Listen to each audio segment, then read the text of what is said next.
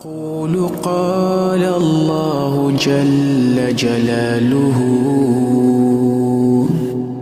والمصطفى الهادي ولا أتأول. بسم الله الرحمن الرحيم. الحمد لله رب العالمين والصلاة والسلام على أشرف الأنبياء وسيد المرسلين. أما بعد رب اشرح لي صدري ويسر لي أمري واحلل عقدة من لساني يفقهوا قولي ربنا زدنا علما. قرآن حکیم کے 23ویں پارے کی تفسیر کا خلاصہ پیش کیا جا رہا ہے اور سورہ یاسین وہ جاری ہے. سورہ یاسین کی ابتدا میں اللہ رب العزت نے قرآن کریم کی قسم کھا کر فرمایا انک لمن المرسلین. اللہ فرماتا ہے بسم اللہ الرحمن الرحیم یاسین والقرآن الحکیم انک لمن المرسلین. اب یہاں پر اللہ رب العزت نے والقرآن میں جو واو ہے یہ واو قسمیہ ہے. اللہ رب العزت نے قسم کھا کر ارشاد فرمایا کہ قرآن حکیم کی قسم انک لمن المرسلین کہ یقیناً بے شک اس میں کوئی شک و شبہ نہیں ہے کہ آپ رسولوں میں سے ہیں. اس سے یہ ہمیں پتہ چلتا ہے کہ نبی اکرم صلی اللہ علیہ وسلم اللہ رب العزت نے جو رسولوں کا ایک پورا سلسلہ جاری کیا جن کی ابتدا آدم علیہ السلام سے شروع ہو کر نبی اکرم صلی اللہ علیہ وسلم تک آتی ہے، تو آپ بھی اس ایک سلسلے کی آخری کڑی ہیں اور آپ رسولوں میں سے ہیں. اور اس سے جو اہم ایک ہمارے سامنے نقطہ وہ سامنے آتا ہے کہ سب کو اللہ رب العزت نے چن کر اس امتوں کی طرف بھیجا ہے. رسول کا مطلب ہے بھیجے جانے والے، یعنی سب کو اللہ رب العزت ہی نے بھیجا ہے. اور جس طرح باقی تمام رسول آدم علیہ السلام کی اولاد میں سے ہیں، جیسے تمام باقی رسول بشر ہیں اور انسانوں میں سے ہیں، بنی آدم سے ہیں، تو آپ کو بھی کہہ کر کہ لمن المرسلین کہ البتہ تحقیق آپ بھی یقیناً رسولوں ہی میں سے ہیں، یعنی آپ بھی بشر ہیں، آپ بھی انسان ہیں. اس لیے بے شمار یہاں پر تاکیدیں کی گئی ہیں. ان یہ تاکید کے لیے ہے اور لام تاکید ہے، اور یہاں پر تاکیدیں بیان کر کے اور یہ خود اللہ رب العزت بیان کر رہے ہیں، تو یہ بھی ایک تاکید ہے کہ اللہ رب العزت نے قرآن کی قسم کھا کر خود اپنے کلام کے اندر یہ بیان کر دیا ہے کہ آپ رسولوں میں سے ہیں. اور فرمایا کہ رسولوں میں سے جو ہے اعلیٰ صراط مستقیم وہ سب کے سب ایک سیدھے راستے کے اوپر ہے. اور سیدھا راستہ جو ہے یہ ہم سب جانتے ہیں کہ یہ سیدھا راستہ جنت کی طرف جانے والا راستہ ہے. اور اس چیز سے ہمارے سامنے یہ بات واضح ہوئی کہ جو شخص یہ چاہتا ہے کہ وہ جنت کے اندر چلا جائے، جو جنت کے راستے کے اوپر چلنا چاہتا ہے، اسے چاہیے کہ وہ رسولوں کی اتباع شروع کر دے. وہ نبی اکرم صلی اللہ علیہ وسلم کی جب تک اتباع نہیں کرتا ہے، جب تک تمام رسولوں کے اوپر ایمان نہیں لاتا ہے، اور خصوصاً نبی کریم محمد رسول اللہ صلی اللہ علیہ وسلم کو اپنا ہادی اور رہنما نہیں سمجھتا ہے، تو اس وقت تک وہ صراط مستقیم پر نہیں ہے، اور جب تک وہ صراط مستقیم پر نہیں ہے وہ جنت میں نہیں جا سکتا ہے. اس کے بعد اللہ رب العزت ارشاد فرماتے ہیں اِنَّا نَحْنُ نُحْيِي الْمَوْتَى وَنَكْتُبُ مَا قَدَّمُوا وَآثَارَهُمْ وَكُلَّ شَيْءٍ أَحْصَيْنَاهُ فِي إِمَامٍ مُبِينٍ. اللہ رب العزت نے یہاں پر بڑی ہی بہترین انداز میں یہ واضح کر دیا ہے تمام انسانوں کے لیے کہ انسان جو کچھ بھی آگے بھیج رہا ہے، فرمایا وَنَكْتُبُ مَا قَدَّمُوا کہ ہم لکھ رہے ہیں ہر اس چیز کو ما قدموا جو تم آگے بھیج چکے ہو، یعنی جو تم نے عمل کر لیے ہیں، وآثارہم اور جو تمہارے عمل پیچھے رہ گئے ہیں، ہر چیز کو ہم نے لکھنا ہے اور ہم ہر چیز کو لکھ رہے ہیں. وَكُلَّ شَيْءٍ أَحْصَيْنَاهُ اور ہم نے ہر چیز کا احصاء کر رکھا ہے فی امام مبین، امام مبین کے اندر. تو یہاں پر امام مبین یہ اصل میں لوح محفوظ کا ایک نام ذکر کیا گیا ہے. لوح محفوظ معروف نام ہے، اور امام مبین یعنی امام کہتے ہیں جو سامنے ہو، جو لیڈنگ ہو، جو آگے ہو آپ سے، یعنی وہ سب سے آگے کتاب ہے، انسانوں کے اعمال سے بھی آگے. انسان اعمال بعد میں کرتا ہے، اللہ فرماتا ہے ہر چیز کو ہم نے اس کے اندر لکھ رکھا ہے، ہر چیز کا احصاء ہم نے اس کے اندر کر رکھا ہے.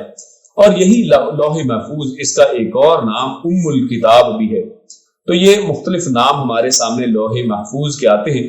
اور اس لوح محفوظ کے اندر اللہ رب العزت نے ہر چیز کو لکھ رکھا ہے. اس میں تمام انسانوں کے نام ہیں، ان کے اعمال، ان کے یعنی کام ہیں، ان کی وجوہات ہیں کہ وہ کام کیوں اور کس طرح سے کیے ہیں یا کریں گے، اور اسی طرح کون جنتی ہے، کون جہنمی ہے، کون جنت میں کیوں جانے والا ہے، کون جہنم میں کس وجہ سے جانے والا ہے. تو یہ ہر چیز اللہ رب العزت نے اس کے اندر لکھ رکھی ہے. اور یہ جو لفظ یہاں پر اللہ نے استعمال کیا ہے وَكُلَّ شَيْءٍ أَحْصَيْنَاهُ، اور ہم نے ہر چیز کو گھیر رکھا ہے، احصا اس کا کر رکھا ہے. تو احصا کا مطلب یہ ہوتا ہے کہ انسان کسی چیز کا احاطہ، یعنی کسی چیز کا احاطہ کر لیا جائے تو اس کے اوپر احصا کا لفظ بولا جاتا ہے. مطلب یہ ہے کہ انسانوں کے اعمال اللہ کے احاطے کے اندر ہیں، یعنی کوئی عمل، کوئی ایسی چیز، کوئی ایسی نام، کوئی ایسا نام، کوئی ایسا کام ایسا نہیں ہے کہ جو اللہ رب العزت کے اس احاطے سے باہر ہو. ہر چیز اس کے اندر ہے، اور اللہ کا علم جو ہے ان سب سے زیادہ ہے، کیونکہ جو چیز گھیرنے والی ہوتی ہے وہ باہر ہے، اور اس کے اندر ایک محدود مقدار کے اندر، ایک حد کے اندر باقی تمام چیزیں ہوتی ہیں جن کو احاطے کے اندر شمار کیا جاتا ہے. تو اللہ فرماتا ہے ہر چیز احاطے کے اندر ہے، ہر چیز ہمارے گھیرے کے اندر، ہمارے علم کے اندر ہے، اور اللہ کا علم اس سے بہت زیادہ ہے. یعنی یہ چیز تو وہ ہے جو انسانوں کے اعمال ہے. اللہ فرماتا ہے کہ ہم نے ہر چیز کو گھیر رکھا ہے، ہر چیز کو اپنے احاطے کے اندر احصا اس کا کر رکھا ہے.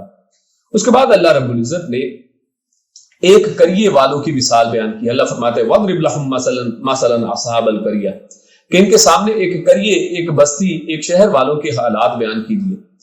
تو یہ شہر کون سا ہے، وہ شہر کہاں پر تھا، اس کا نام کیا تھا؟ اللہ رب العزت نے اس کے بارے میں کوئی بات نہیں بتائی ہے، کیونکہ وہی بات کہ نام اصل میں اہم نہیں ہے، کام اہم ہے. اس کے اندر جو نصیحت اور باز ہے ہمارے لیے وہ اصل میں اہم ہے.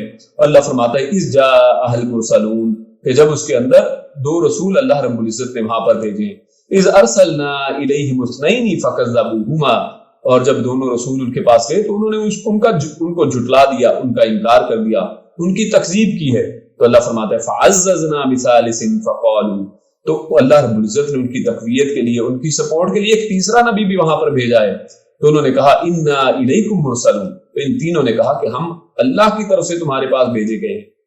یعنی ایک تو اس سے یہ پتا چلتا ہے کہ تمام یہاں پر تین کا صیغہ ہے، اور تین جمع کے اندر عربی کے اندر آتا ہے، یعنی سب کے سب رسولوں نے وہاں پر ایک ہی بات کی ہے. یعنی وہاں پر لڑائی نہیں ہے کہ جناب میں کوئی اور بات کر رہا ہوں اور دوسرا رسول کوئی اور بات کر رہا ہے اور تیسرا کچھ اور بات کر رہا ہے. سب رسولوں کا ایک ہی اصل میں مقصد، سب رسولوں کا ایک ہی پیغام ہے، اور سب نے یہ کہا کہ ہمیں اللہ رب العزت نے بھیجا ہے، ہم اس کی طرف سے بھیجے گئے ہیں. قالوا ما انتم الا بشر مثلنا، اور ان کے مقابلے میں ان کے جواب کے اندر جو کفار کا طرز عمل ان کا قول ہے یہ بھی ویسا ہی ہے جیسے تمام قوموں نے ایک ہی بات، ایک ہی طرح کی بات کی ہے، اور انہوں نے بھی وہی بات کی ہے. یہ ان کو ان رسولوں کے اوپر اعتراض دیکھیے کیا ہے. وہ اعتراض ان کا یہ ہے کہ ایک بشر ہم پر رسول کیسے بنا دیا گیا ہے. آج دیکھیں، آج امت محمدیہ کے اندر بھی یہ ایک اعتراض اٹھایا جاتا ہے. نبی اکرم صلی اللہ علیہ وسلم کے حوالے سے جب قرآن کریم کہتا ہے کہ انما انا بشر مثلکم، کہ اللہ کے رسول صلی اللہ علیہ وسلم آپ فرما دیجئے کہ میں تمہاری طرح کا ایک بشر ہوں، تو ان لوگوں کو اس کے اوپر اعتراض ہوتا ہے. یہ لوگ کہتے ہیں کہ اللہ کے نبی صلی اللہ علیہ وسلم ہماری طرح بشر کیسے ہو سکتے ہیں، اور ان کو نوری ثابت کرنے کی کوشش کی جاتی ہے. اللہ یہاں پر فرماتا ہے کہ اصل میں کفار کا بھی یہی اعتراض رہا ہے، اور یہ پچھلی بہت سی صورتوں کے اندر بھی ہم نے یہ پڑھا ہے کہ یہی اعتراض بار بار یہ کفار ایک ہی جیسا اعتراض کر رہے ہیں، اور وہ کہتے ہیں کہ ہمارے ہی جیسا ایک انسان، اس کو ہمارے اوپر کس طرح سے رسول بنا کر بھیج دیا گیا ہے. اور وہ کہتے ہیں کہ ہم وما انزل الرحمن من شیء ان انتم الا تکذبون، اور جو کچھ بھی تمہارے اوپر رحمان نے نازل کیا ہے ہم اس کی تکذیب کرتے ہیں، ہم اس کو مانتے نہیں. خیر، یعنی اس طرح سے یہ لوگ ان کی تکذیب کرتے ہیں. تو یہاں پر اللہ رب العزت نے آگے چل کر ایک بات کی ہے. اللہ فرماتا ہے کہ وجاء من اقصى المدينة رجل يسعى قال يا قوم اتبعوا المرسلين، تو شہر کے ایک دور کنارے سے، اقصا کہتے ہیں بہت دور جو پچھلی سائڈ پہ ہو، یعنی شہر کے ایک دور دراز علاقے سے، بڑے باہر کے علاقے سے، آؤٹ سکرٹس جس کو کہہ سکتے ہیں، ارد گرد سے، وہاں سے ایک انسان بھاگتا ہوا آتا ہے اور وہ کہتا ہے کہ یا قومی، اے میری قوم، اتبعوا المرسلین، کہ ان رسولوں کی اتباع کرو. اس سے یہاں پر بہت سے نکات ہمارے سامنے آتے ہیں. ایک پہلا نکتہ یہ کہ اس ایک ناصح اور ایک خیر خواہ شخص کا پھر یہاں پر اللہ نے نام نہیں بتایا ہے، اور اس کا کام بتا دیا ہے، لہذا کام اہم ہے، نام اہم نہیں ہے. اور اصل میں اس کے بعد دوسری اہم بات اس کے اندر یہ ہے کہ وہ اقصل مدینہ کیوں کہا ہے، ایک شہر کے دور علاقے سے کیوں کہا گیا یہاں پر، یعنی یہ بات بتانے کا اصل میں مقصد کیا ہے؟ تو اصل میں مقصد یہ ہے کہ اکثر جو شہر کے اندر لوگ رہتے ہیں، آپ جانتے ہیں کہ شہروں کے اندر زمینیں زیادہ مہنگی ہیں، زیادہ امیر لوگ رہ سکتے ہیں، اور جو ذرا بیچارے کمزور طبقہ ہے وہ شہروں کے ارد گرد کے علاقوں میں رہتا ہے۔ تو پتہ یہ چلا ہے کہ اکثر رسولوں کے اوپر ایمان لانے والے لوگ جو ہے وہ زیادہ تر کمزور قسم کے، غریب قسم کے لوگ اور اس طرح کے لوگ ہوا کرتے ہیں، اور وہ رسولوں کی اتباع کرتے ہیں، رسولوں کے پیغام کے اوپر لبیک کہتے ہیں، لیکن اکثر جن کے پیٹ مالوں کے ساتھ بھرے ہوتے ہیں، یعنی اکثر جو اس طرح کے لوگ ہیں وہ رسولوں کی تکذیب کرتے ہیں۔ کیوں؟ کیونکہ ان کا پیسہ سر چڑھ کے بولتا ہے، ان کا تکبر، وہ اپنے آپ کو عالم سمجھتے ہیں، وہ اپنے آپ کو مالک سمجھتے ہیں، اپنے آپ کو اقتدار والا سمجھتے ہیں، تو لہٰذا وہ رسولوں کی پرواہ نہیں کرتے ہیں۔ تو اس لیے فرمایا کہ ایک آدمی شہر کے دور علاقے سے بھاگتا ہوا آتا ہے اور کہتا ہے کہ رسولوں کی تم کو یہ ان کی اتباع کرو۔ اور دوسرا یہاں پر یہ پتہ چلتا ہے کہ کسی انسان کو اگر کوئی نیک بات، صحیح بات پتہ ہے تو اس کو چاہیے کہ وہ دوسروں تک پہنچائے۔ یہ شخص جو ہے رسول حالانکہ موجود ہیں، اور رسول اپنی دعوت تبلیغ اور دعوت دین کر رہے ہیں، لیکن یہ شخص ان رسولوں کی مدد کے لیے آتا ہے اور ان کی دعوت کے اندر ان کی توثیق کرتا ہے، ان کی تصدیق کرتا ہے۔ تو لہٰذا اس کے اندر بھی بڑی اہم بات ہے کہ جس شخص نے رسولوں کی تصدیق کی ہے، اللہ رب العزت نے ان کا ذکر قرآن کریم کے اندر رکھ دیا ہے، تو یہ بہت بڑی بات ہے۔ اور اس کے علاوہ ہمارے سامنے ایک اور بات یہاں پر آتی ہے کہ وہ شخص جو ہے اپنے لوگوں کا خیر خواہ ہے، کہتے ہیں یا قومی، اے میری قوم، یعنی نیک لوگ جو ہوتے ہیں ان کو اپنے سے زیادہ لوگوں کی فکر ہوتی ہے اور وہ اپنے سے زیادہ دوسروں کے خیر خواہ ہوتے ہیں۔ تو اس نے یہاں پر یہی کہا ہے کہ میں تمہارا خیر خواہ ہوں، اے میری قوم تم ان لوگوں کی اتباع کرو۔ اور اس کے ساتھ ایک دلیل بھی دی ہے کہ انسان جب بھی بات کرے دلیل کے ساتھ کرے، اور نے دلیل کیا دی ہے؟ اتبعوا ما لا يسألكم اجرا وهم مهتدون۔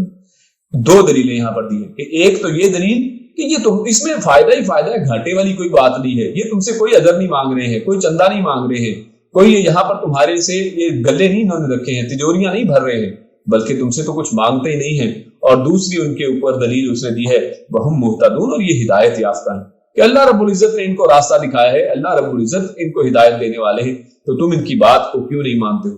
اور فرمایا وما لی لا اعبد الذی فطرنی والیہ ترجعون، اور ساتھ اپنی دلیل بھی دی ہے کہ میں بھی ان کو ماننے والا ہوں، مجھے کیا پڑی ہے کہ میں ان کو نہ مانوں، اور میں اللہ رب العزت جس نے پہلی دفعہ ہمیں پیدا کیا ہے میں اس کی عبادت کیوں نہ کروں؟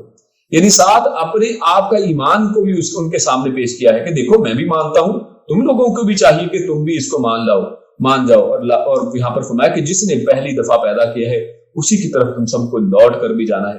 اور فرمایا ائتخذ من دونہ آلہۃ، یا تم اللہ کے علاوہ دوسروں کو الہ بناتے ہو؟ ان یریدنی الرحمن بضر لا تغنی عنی شفاعتہم، اگر اللہ انہیں کوئی نقصان پہنچانا چاہے تو کوئی اس کو ان کے علاوہ، اللہ کے علاوہ دور نہیں کر سکتا ہے۔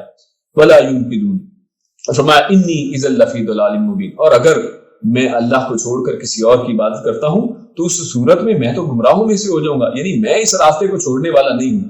ان کے سامنے حق بھی رکھ دیا ہے اور اپنا موقف اور اپنا جو ہے اپنا منہج بھی بتا دیا ہے، اور فرمایا انی آمنت بربکم فاسمعون، کہ میں اللہ رب العزت کے اوپر ایمان لاتا ہوں، لہٰذا میری بات کو سنو، اس کے اوپر دھیان دو۔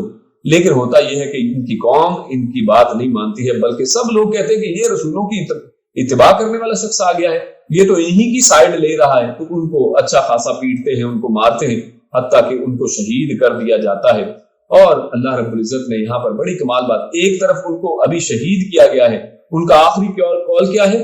انی آمنت بربکم، یعنی ایمان کے اوپر شہادت ہوئی ہے، ایمان کے اوپر موت پہ نصیب ہوئی ہے، اور ان کو دعوت دین کے اوپر ان کو موت نصیب ہوئی ہے۔ اللہ فوراً فرماتا ہے قیل ادخل الجنہ، یعنی یہاں پر ابھی انتظار بھی نہیں ہے، جو شخص شہید ہو گیا اللہ کے راستے میں کوشش کرتے ہوئے اس نے اپنی جان دی ہے، تو اللہ رب العزت کہتے ہیں اب تمہارے لیے وہ لائن نہیں لگے گی، اب تمہارے لیے وہ معاملات نہیں ہے کہ روحیں علیین اور سجین میں جائیں گی، بلکہ اللہ رب العزت ایسے شہداء کی روحوں کو اللہ رب العزت جنت کے اندر مہمانی عطا فرماتے ہیں، اور فرمایا قیل ادخل الجنہ، کہ جنت کے اندر داخل ہو جاؤ، یہ کہا گیا ہے۔ قال یا لیت قومی، اور دیکھیے کمال بات تو یہ ہے کہ یہ شخص وہاں جا کر بھی ٹلتا نہیں ہے، اب جنت کے اندر یہ داخل ہو چکا ہے، اللہ کی جنت حاصل کر چکا ہے، لیکن وہاں پر بھی کہتا ہے کہ ہائے کاش اپنی امت کی، اپنے لوگوں کی، اپنے دوستوں کی، اپنے بھائیوں کی، اپنی قوم والوں کی فکر وہاں پر بھی ستا رہی ہے۔ کہتا ہے یا لیت قومی، کاش میری قوم یعلمون وہ جان جاتی، کاش میری قوم کو پتا چل جائے کہ اللہ رب العزت نے مجھے کتنا بہترین اجر عطا فرمایا ہے، بما غفر علی، اور اس نے مجھے معاف کر دیا ہے، بما غفر علی ربی وجعلنی من المکرمین، اور اللہ رب العزت نے مجھے کتنا معزز بنایا ہے، کتنی میری عزت یہاں پر ہوئی ہے، کاش میں اپنے لوگوں کو بتا سکوں، کاش میری قوم یہ چیز جان جائے۔ اس کے بعد اللہ رب العزت نے بعد الموت جو ہے اس کے حوالے سے دلیل دی ہے، اور اللہ رب العزت ارشاد فرماتے ہیں وَآیَةٌ لَهُمُ الْأَرْضُ أَرْضُ الْمَيْتَةُ أَحْيَيْنَاهَا وَأَخْرَجْنَا مِنْهَا حَبًّا فَمِنْهُ يَأْكُلُونَ۔ اللہ فرماتا ہے کہ یہ جو لوگ اعتراض کرتے ہیں کہ انسان کو اللہ رب العزت دوبارہ کیسے زندہ کرے گا، تو ان کے لیے ایک نشانی ہے، ان کے لیے دیکھنے کے لیے، سوچنے کے لیے بصائر ہیں۔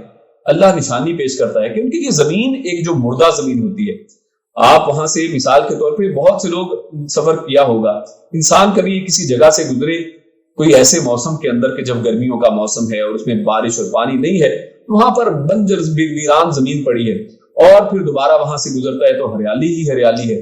تو انسان کیونکہ اللہ رب العزت بارش کے ذریعے بارش برساتا ہے، اپنی رحمت کرتا ہے اور وہاں پر ہریالی اگاتی ہے، تو اللہ فرماتا ہے کہ کس طرح سے اللہ مردہ زمین کو زندہ کر دیتا ہے، وَأَخْرَجْنَا مِنْهَا حَبًّا، اور اللہ رب العزت اس میں سے پھر فائدہ بھی نکالتا ہے، اس میں سے دانے نکلتے ہیں جو آپ کو فائدہ دیتے ہیں، فَمِنْهُ يَأْكُلُونَ، اور پھر اس کو وہ کھاتے ہیں۔ تو اصل میں اس زندگی کی مثال بھی اسی طرح ہے کہ انسان کس طرح سے، یعنی جب انسان سب کو اللہ رب العزت سب کو موت دے دے گا تو اللہ رب العزت کے لیے بڑا ہی آسان ہے، اور احادیث کے اندر بھی آتا ہے کہ قیامت والے دن یہ مردے اپنی قبروں سے اس طرح سے نکلیں گے کہ جیسے پودا زمین کو پھاڑ کر باہر نکلتا ہے، تو مردے بھی زمین کے اندر سے اس طرح سے اپنی قبروں سے باہر نکل رہے ہوں گے۔ تو اللہ رب العزت نے بڑی ہی عمدہ مثال یہاں پر اس زمین، مردہ زمین کو زندہ کرنے کے اعتبار سے دے دی کہ جس طرح اللہ اس مردہ زمین کو زندہ کر سکتا ہے، اس میں سے بیجوں کے ذریعے سے اللہ بڑے بڑے درخت اور پودے وہاں سے نکال سکتا ہے، زراعت نکال سکتا ہے، تو یقیناً اللہ رب العزت کے لیے بہت ہی آسان ہے کہ انسان کو دوبارہ سے پیدا کر دیا جائے۔ اور اللہ رب العزت آگے فرماتے ہیں سبحان الذی خلق الازواج کلھا، اللہ فرماتا ہے کہ اللہ رب العزت نے ہر چیز کے جوڑے پیدا کیے ہیں، اور یہ بھی اصل میں آخرت کی اور موت کے بعد دوبارہ زندگی کی ایک بہت بڑی دلیل کے طور پر یہاں پر پیش کیا گیا ہے۔ اللہ فرماتا ہے کہ اللہ رب العزت نے ہر چیز کا جوڑا پیدا کیا ہے، دنیا کے اندر کوئی ایسی چیز نہیں ہے، چاہے وہ مانوی ہو یا چاہے وہ حصی چیز ہو، ہر چیز کو اللہ رب العزت نے جوڑوں کی شکل میں پیدا کیا ہے۔ آپ دیکھیں تو دن ہے تو رات ہے، اچھائی ہے تو برائی ہے، اور اسی طرح ایمان ہے تو ایمان کے مقابلے میں کفر ہے، اور اسی طرح انسان جو ہے یعنی بکرے بکریاں ان کے اندر جوڑے ہیں، اور یعنی انسانوں کے جوڑے ہیں، ہر چیز کے اندر اگر آپ دیکھیں تو اس کے اندر جوڑا بنایا گیا ہے۔ اور اس کی ایک وجہ یہ ہے کہ انسان یعنی جو بھی چیز جوڑوں کے اندر ہے وہ جوڑے کے بغیر وہ اس قابل وہ اپنا مقصد کھو دیتی ہے، یعنی اگر میاں بیوی میں سے صرف ایک ہو تو یعنی جوڑا جب مکمل نہیں ہوتا تو اس کے بغیر جو ہے اکیلا انسان کچھ نہیں کر سکتا ہے، اسی طرح اکیلی عورت کچھ نہیں کر سکتی ہے، لیکن جب یہ جوڑا بنتے ہیں تو اللہ رب العزت اپنی برکت سے ان سے بہت سے مرد اور عورت ان سے پیدا کر دیتے ہیں، یعنی اس کے اندر اس کا فائدہ اور اس کا اصل مقصد جو ہے وہ حاصل ہو جاتا ہے۔ اور اسی طرح پودے ہیں، جب یعنی دو پودے اگر ان کا جوڑا موجود ہے تو پودے پھل دیتے ہیں، اگر پولینیشن نہ ہو سکے، آپ سائنٹیفک انداز میں اس کو جانتے ہیں کہ اگر جوڑا نہیں ہے، اگر پولینیشن کے لیے دونوں طرف سے چیزیں نہیں ہیں تو پولینیشن نہیں ہوتی ہے اور کوئی پھل حاصل نہیں ہو سکتا ہے۔ تو یہی اصل میں مثال اصل میں آخرت کی بھی ہے، جب دنیا ہے تو دنیا کا پھر جوڑا بھی ہونا چاہیے، جب ہر چیز کا جوڑا موجود ہے تو پھر یقیناً دنیا کا بھی جوڑا موجود ہے، اور دنیا کا جوڑا آخرت ہے۔ اور یعنی جب انسان دنیا کو مانتا ہے تو پھر اس کے جوڑے کو کیسے بھول جاتا ہے کہ اس کا بھی جوڑا ہے اور وہ آخرت کا جوڑا ہے۔ اور اسی طرح جب جنت ہے تو جنت کا بھی ایک جوڑا ہے اور وہ دوزخ ہے۔ اور اس سے بھی زیادہ اہم بات اس آیت کے اندر وہی ہے کہ اللہ رب العزت نے اس آیت کا آغاز سبحان اللہ سے کیا ہے، فرمایا سبحان اللہ، پاک ہے وہ ذات، خلق الازواج کلھا، جس نے ہر چیز کے جوڑے پیدا کیے۔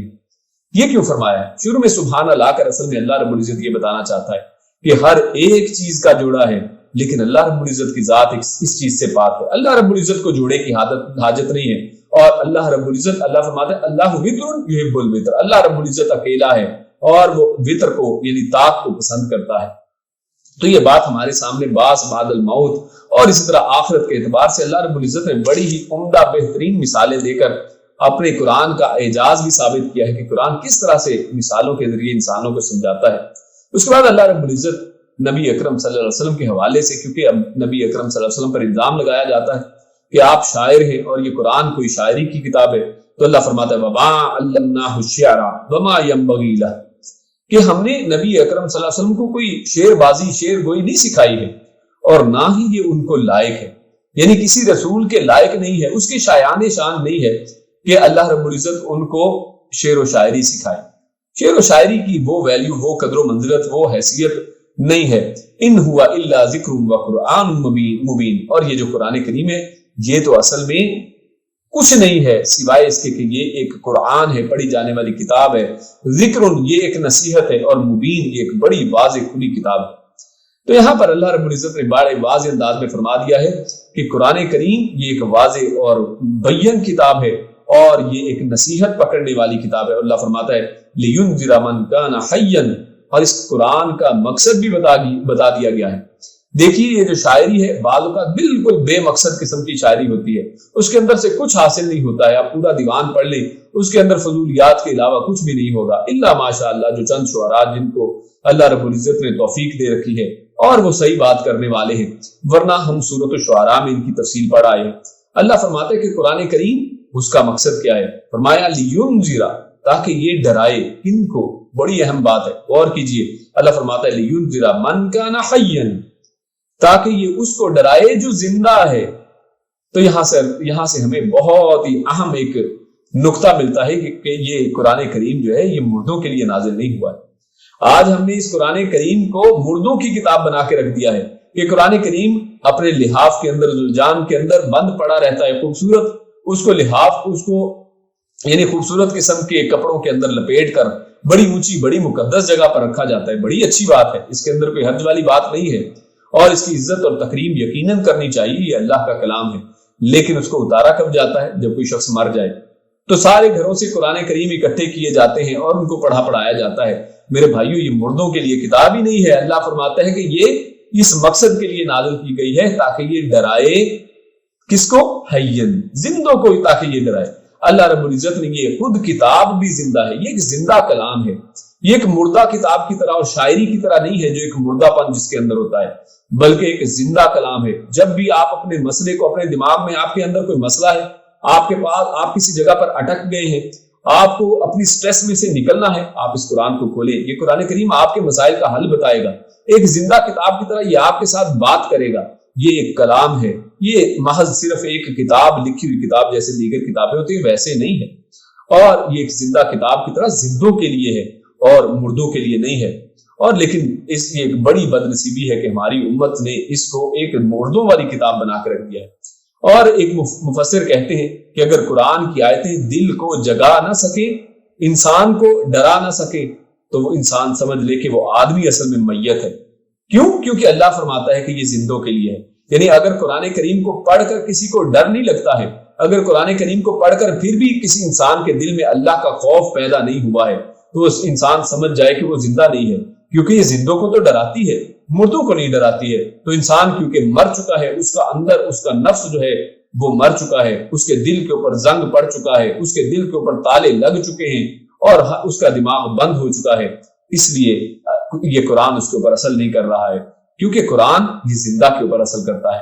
لہٰذا ہم اپنے آپ کو اس کو ایک ٹیسٹ پیپر کے طور پر بھی دیکھیں، اس کو ایک لٹمس ٹیسٹ کے طور پر بھی چیک کریں۔ قرآن مجید کو اگر پڑھ کر آپ کا دل نہیں لگتا ہے، اگر قرآن کریم کو پڑھ کر ڈر نہیں لگتا ہے، اگر رونگٹے کھڑے نہیں ہوتے ہیں، تو جان جائیے کہ دل مردہ ہو چکا ہے، اور اس کی تلاوت اور اس کے اندر اپنے دل کو لگایا جائے۔ اس کے بعد اللہ رب العزت نے باس بعد الموت کے حوالے سے ایک اور دلیل دی ہے۔ اللہ فرماتا ہے الذی جعل لکم من الشجر الاخضر نارا فاذا انتم منہ توقدون۔ اللہ فرماتا ہے کہ اللہ ہی وہ ذات ہے کہ جس نے تمہارے لیے سبز درخت میں سے آگ اگائی ہے، سب درخت کے ذریعے سے تمہیں آگ دی ہے اور تم اس کے ذریعے سے سینکتے بھی ہو، یعنی اس سے ہیٹ حاصل کرتے ہو، اس سے مختلف کام لیتے ہو، یعنی جیسے کھانا پکانا اور اس طرح کی چیزیں۔ اصل میں یہاں پر ایک تو یہ کہ اس میں بھی باس بعد الموت یعنی مرنے کے بعد دوبارہ زندہ کیے جانے کی بات ہے کہ اللہ رب العزت کس طرح سے ایک سبز چیز ہے، ایک سبز درخت آپ جانتے ہیں کہ اس کو اگر جلانے کی کوشش کی جائے تو جلتا نہیں ہے، क्योंकि जब तक लकड़ी बिल्कुल खुश्क नहीं होती है वो अच्छी तरह से जल ही नहीं सकती, उसके अंदर पानी मौजूद है, वो जलती नहीं है। लेकिन अल्लाह रब्बुल इज्जत उससे अगर आग को पैदा कर सकते हैं तो अल्लाह रब्बुल इज्जत मौत के बाद जिंदगी क्यों नहीं दे सकते हैं? यकीनन अल्लाह रब्बुल इज्जत उसके ऊपर कादिर है। और दूसरी उसके अंदर एक साइंटिफिक नुक्ते भी हैं, बल्कि दो साइंटिफिक नुक्ते इसके अंदर हमारे सामने आते हैं। उसमें से एक तो ये कि इसके अंदर असल में अल्लाह रब्बुल इज्जत ने ऑक्सीजन का जिक्र किया है, यानी बाज जो जदीद जो मुफक्किरीन हैं उन्होंने इसके अंदर से ऑक्सीजन की भी दलील ली है, क्योंकि जो सब्ज पौधे हैं, जो सब्ज चीजें हैं, वो ऑक्सीजन पैदा करती हैं, कार्बन डाइऑक्साइड को वो जज्ब करती हैं और ऑक्सीजन को हमारे लिए छोड़ती हैं। और आज साइंस ये जानती है कि ये जो आग है, ये जो हीट है, आग और आग को पैदा करने के लिए जो सबसे बड़ा फैक्टर है वो ऑक्सीजन है। ऑक्सीजन होती है तो आग पैदा होती है। और अल्लाह ने यहां पर फरमाया कि वो जात जिसने तुम्हारे लिए सब्ज दरख्त से आग पैदा की, तो यकीनन ये सब्ज दरख्त आग को पैदा करने के लिए एक जरिया है। और दूसरा, इस हवाले से एक दूसरी चीज हमारे सामने आती है कि अरबों के अंदर असल में उनके पास दो दरख्त हुआ करते थे, दो पौधे होते थे, जिनमें से एक को मर्ख कहते हैं, मीम रेखे, और दूसरा उसको कहते थे इफार। तो ये मर्ख और अफार जो है, ये दो दरख्त, उनमें से एक मुन्नस और एक मुजक्कर दरख्त थे। इनकी वो टहनियां लेते और इनको काटते थे तो इनके अंदर से पानी निकलता था, यानी हरी भरी टहनियां, उनके अंदर से पानी टपक टपक के गिरता था। और जब इनकी टहनियों को रगड़ते थे तो उससे आग पैदा होती थी। तो इससे असल में ये भी मुराद लिया गया है कि अरबों के वो दो दरख्त हैं और उनके जरिए से अल्लाह ने जो आग पैदा की है उसका जिक्र अल्लाह रब्बुल इज्जत ने यहाँ पर फरमाया है। और आगे अल्लाह फरमाता है, अवलैसल्लज़ी खलक़स समावाति वल अर्द बिक़ादिरिन अला अन यख़लुक़ मिस्लहुम, कि जिस तरह अल्लाह सब दरख्त से आग पैदा कर सकता है, तो क्या जिसने आसमानों जमीन को पैदा किया है। यहाँ पर अल्लाह रब्बुल इज्जत ने खुसूसी तौर पर आसमानों और जमीन की पैदाइश की बात भी की है कि जिसने इनको तख्लीक किया है, क्या वो इस पर कादिर नहीं है कि तुम्हें दोबारा जिंदा कर ले? और ये असल में बहुत ही आसान चीज है, इंसान को पहली दफा पैदा करना। हालांकि आप जानते हैं कि पहली दफा पैदा करना मुश्किल है। अल्लाह उसके बारे में भी सूरह नाज़ियात के अंदर अल्लाह रब्बुल इज्जत इरशाद फरमाता है, अंतुम अशद्दु खल्कन अमिस समाअ बनाहा, कि क्या तुम ज्यादा खल्क करने में, तख्लीक के अंदर ज्यादा शदीद हो, ज्यादा पेचीदा हो, या फिर आसमान के जिसको अल्लाह ने पैदा किया है। और यकीनन आप देखें आसमान के अंदर इतने इतने बड़े सितारे हैं, गैलेक्सीज हैं, और एक एक गैलेक्सी के अंदर बिलियन और ट्रिलियन सितारे हैं, और ब्लैक होल्स और पता नहीं क्या कुछ चीजें हैं, ऐसी ऐसी चीजें हैं कि जिनके ऊपर इंसान की आंखें हैरत से खुली की खुली रह जाती हैं। अल्लाह फरमाता है, जब अल्लाह रब्बुल इज्जत इनको पैदा कर सकता है तो तुम्हें पैदा करना कोई बड़ी बात नहीं है। इसलिए फरमाया, अंतुम अशद्दु खल्कन, क्या तुमको बनाना, तुम्हें पैदा करना कोई ज्यादा मुश्किल चीज है? तुम तो कुछ भी नहीं हो, तुम इस जमीन के ऊपर चलने फिरने वाले बहुत छोटी सी एक मखलूक हो। अल्लाह के लिए यकीनन ये बहुत ही आसान है। इसके बाद अल्लाह फरमाता है, इन्नमा अमरुहु इज़ा अरादा शैआ, और फिर अपनी इसी तख्लीक की कुव्वत को अल्लाह रब्बुल इज्जत ने मजीद उसकी दलील के तौर पर इरशाद फरमाया कि अल्लाह रब्बुल इज्जत के लिए ये आसान क्यों ना हो। अल्लाह फरमाता है कि जब अल्लाह किसी चीज को पैदा करने का इरादा करता है तो अल्लाह रब्बुल इज्जत के लिए उसके अंदर बहुत लंबी चौड़ी कार्रवाई की जरूरत नहीं होती है। अल्लाह फरमाता है, अन यकूल लहू कुन फयकुन, अल्लाह रब्बुल इज्जत उसको कहते हैं कुन। कुन का मतलब है हो जा, और वो चीज क्या करती है? फायकुन, तो लिहाजा वो हो जाती है। यानी अल्लाह रब्बुल इज्जत की तरफ से सिर्फ ऑर्डर जाने हैं। अल्लाह ने हुक्म देना है कि सूर में फूंका जाए और सब अपनी अपनी कब्रों से बाहर निकल जाएं, तो किसी की मजाल नहीं है कि बाहर ना निकले, हर चीज बाहर निकल आएगी। अल्लाह रब्बुल इज्जत क़यामत वाले दिन जिल्दों को, इंसान के जिस्मों को ऑर्डर करेगा कि बोला जाए, और इंसान के जिस्म बोलना शुरू हो जाएंगे। इंसान के अपने जिस्म, अपने हाथ, अपनी जिल्द, इंसान की स्किन, इंसान की आंखें, इंसान का मुंह, इंसान के बाल, हर चीज बोल बोल कर बताने वाली है। ये अल्लाह रब्बुल इज्जत ने सिर्फ कहना है कि बोलो, और वो बोलना शुरू हो जाएगी। इंसान, अल्लाह कहता है कि कुन हो जा, और वो चीज हो जाती है। तो अल्लाह रब्बुल इज्जत के लिए बहुत ही आसान है। इसके बाद सूरत साफ़ात हमारे सामने आती है, और सूरत साफ़ात, इसके अंदर अल्लाह रब्बुल इज्जत ने इरशाद फरमाया, वक़िफूहुम इन्नहुम मस्ऊलून। अल्लाह रब्बुल इज्जत ने यहाँ पर एक डांट का अंदाज एक आयत के अंदर इरशाद फरमाया कि जब इन जहन्नमियों को, जिन्होंने इस दुनिया के अंदर रहते हुए जुल्म किया है, नबियों की तकजीब की है, शिर्क किया है, अल्लाह की कदर को जाना नहीं है, जब ये मैदान हशर में से इनको ले जाया जा रहा होगा, इनको जहन्नुम की तरफ लेके जाया जा रहा होगा, तो उस जगह पर अल्लाह रब्बुल इज्जत इनको कहेंगे वक़िफूहुम। अल्लाह फरमाता है कि इनको ठहराओ, रोको इन्हें, स्टैंड हियर। अल्लाह रब्बुल इज्जत कहते हैं वक़िफू, यानी कुफ। कुफ का मतलब होता है खड़े हो जाओ, यानी यहीं पे खड़े हो जाओ, अपने पांव से हिलना नहीं है, खड़े हो जाओ। और फरमाया کیوں؟ انہم مسئولون، کہ ابھی تو ان سے پوچھ گچھ ہونی ہے، یعنی صرف یہ نہیں کہ ان کا صرف رزلٹ بتا دیا جائے گا اور یہ جہنم کے اندر چلے جائیں گے، بلکہ باقاعدہ کھڑے کر کے ان کو ڈانٹ ڈپٹ ہونے والی ہے، ان سے پوچھا جائے گا۔ اور یہ بہت بڑی ڈراؤنی قسم کی آیت ہے کہ انسانوں کو کھڑا کر کے اللہ رب العزت سے پوچھنا ہے، اور جس سے اللہ رب العزت نے کوئی بات پوچھ لی انسان جواب دینے کے قابل نہیں ہے۔ کس کی مجال اللہ رب العزت کے سامنے؟ اللہ رب العزت تو قرآن کریم میں سورۃ النبا کے اندر اللہ فرماتا ہے کہ اس دن تو کسی کو بولنے کی اجازت نہیں ہوگی، کسی کو بولنے کی ہمت نہیں ہوگی۔ جبریل امین جو اللہ رب العزت کا پیغام لے کر انبیاء تک آتے رہے ہیں، جبریل امین بھی، روح القدس بھی اس دن خاموشی کے ساتھ کھڑے ہوں گے، کسی کو اجازت نہیں ہے کہ وہ بول سکے اور کوئی ایک بھی کلمہ اپنے منہ سے نکال سکے۔ اور اللہ آگے فرماتا ہے کہ جنتی جو ہیں، جنتیوں کو بے شمار نعمتیں دی جانے والی، اور جنتیوں کو جو ایک نعمتوں میں سے ایک مرکزی نعمت جس کا اللہ رب العزت نے قرآن کریم کے اندر بارہا ذکر کیا ہے، وہ ہیں جنت کی حوریں۔ اللہ رب العزت ان کے حوالے سے ان کی صفات بیان کرتے ہوئے اللہ فرماتا ہے وَعِندَهُمْ قَاصِرَاتُ الطَّرْفِ عِينٌ، یعنی نگاہوں کو نیچے کرنے والی، نیچی نگاہیں والی، یعنی بڑی ہی باحیا قسم کی حوریں اللہ رب العزت نے فرمایا کہ وہ وہاں پر ان کو ملنے والی ہیں۔ اور اس سے یہ پتہ چلتا ہے کہ پاک دامنی کتنی بڑی چیز ہے، یعنی اللہ رب العزت نے وہاں پر ان کے جمال کو نہیں ذکر کیا ہے کہ جناب ان کی آنکھیں ایسی ہوں گی، ان کے رنگ اس طرح کے ہوں گے۔ سب سے پہلی صفت جو ان کی بیان کی ہے وہ یہ بیان کی ہے کہ وہ کتنی پاک دامن ہوں گی کہ ان کی نظریں جھکی ہوئی ہوں گی، کبھی انہوں نے آنکھیں نظریں اٹھا کر کسی کو دیکھا نہیں ہوگا۔ تو اللہ رب العزت فرماتے ہیں کہ یہ ان حوروں کی صفت ہے، اور اس کے بعد فرمایا ہے کأنہن بید مکنون، اور اب ان کے جسمانی حسن کی بات کی ہے کہ ان کی رنگت اس طرح کی ہوگی، ان کا انداز اور وہ اس طرح کی ہوں گی کہ جیسے چھپایا ہوا ایک بڑی ہی حفاظت سے رکھا ہوا کوئی انڈا ہے۔ یعنی انڈے کے اندر کیا ہے؟ یعنی اس کے اندر بے عیبی ہوتی ہے، اور اتنا یعنی سینسیٹیو ہوتا ہے کہ تھوڑا سا ٹھوکر مارنے سے ٹوٹ سکتا ہے، یعنی اتنی سینسیٹیو، اتنی خوبصورت اور اتنی سفید رنگت والی۔ اور اللہ رب العزت نے یعنی ایک جملے کے اندر اس کے اندر پوری کی پوری کہانی اس کے اندر بیان کر دی ہے۔ اور اس طرح کے انڈے بھی وہ کہ جو چھپائے گئے ہیں، جن کو یعنی بڑی حفاظت کے ساتھ رکھا گیا ہے۔ تو اللہ رب العزت نے یہ جو نعمتیں ہیں اللہ رب العزت نے جنتیوں کے لیے رکھی ہیں۔ اللہ رب العزت نے یہاں پر جنتیوں کی جنت میں جانے کے بعد حیرت کا عالم اللہ رب العزت نے ذکر کیا ہے ایک آیت کے اندر۔ اللہ فرماتا ہے افما نحن بمیتین، یعنی کیا ہم اس جنت میں آ گئے ہیں تو اب کیا واقعی ہم کبھی بھی نہیں مریں گے؟ کیا یہ واقعی ہمیشگی کی جنت ہمیں دے دی گئی ہے؟ یعنی اتنی خوشی ہے ان کو، اور اس خوشی کا عالم یہ ہونے والا ہے کہ وہ حیرت زدہ ہیں، اور وہ اس زندگی کو دیکھ کر اور اس زندگی کو پا کر بہت ہی خوش ہیں۔ اور وہ فرماتے ہیں الا موتتنا الاولى وما نحن بمعذبین، اور کیا واقعی یعنی دوبارہ کبھی موت آنے والی نہیں ہے؟ اور کیا واقعی ہمیں جہنم سے اور عذاب سے بچا لیا گیا ہے؟ یعنی وہ ان چیزوں کے اوپر اتنے حیرت زدہ اور اس سچ ہونے کے اوپر جس کی تصدیق وہ پہلے کرتے رہے ہیں، وہ آج اس کو جب آنکھوں سے دیکھ لیں گے تو ان کی تو حیرت سے آنکھیں پھٹی کی پھٹی رہ جائیں گی۔ ان ھذا لہو الفوز العظیم، اور وہ کہیں گے کہ یہ تو یقیناً بہت بڑی کامیابی ہے۔ اذالک خیر نزلا ام شجرۃ الزقوم، اور اس کے بعد اللہ فرماتا ہے کہ کیا یہ بہتر ہے یا پھر زقوم کا درخت؟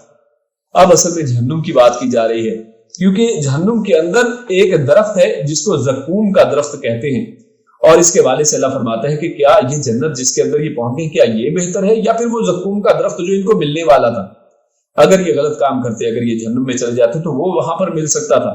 انا جعلناها فتنة للظالمین، اللہ فرماتا ہے کہ ہم نے اس زقوم کے درخت کو ظالموں کے لیے ایک آزمائش بنا دیا ہے۔ انها شجرۃ تخرج فی اصل الجحیم، اور کیوں نہ آزمائش ہو کہ اس کی اصل، اللہ فرماتا ہے اس کی جڑیں جو ہیں وہ جہنم کی تہوں کے اندر سے، یعنی یہ جہنم کی تہوں کے اندر سے نکلنے والی جڑوں کا یہ درخت ہے۔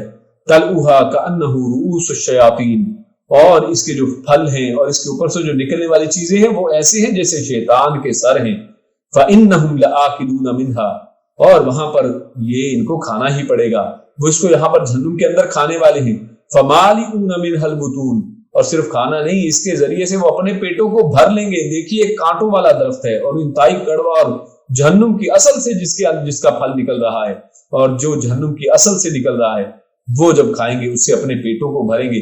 ثم ان لهم علیہا لشوب من حمیم، اور پھر ان کے اوپر یعنی کھانے کے ساتھ جیسے مشروب اور پانی پیش کیا جاتا ہے، ان کے اوپر گرم پانی، کھولتا ہوا پانی ان کو پلایا جائے گا۔